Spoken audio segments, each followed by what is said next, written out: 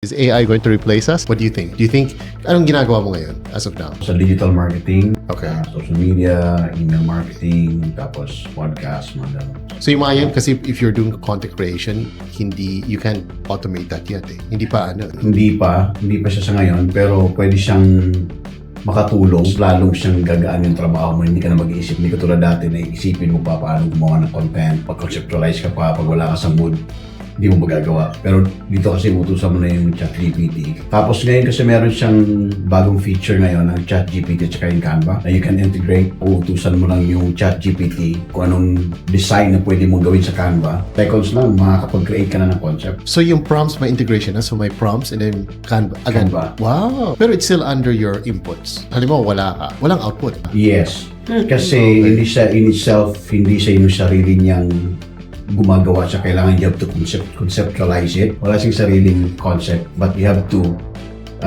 prompt. You have to command. So safe ka.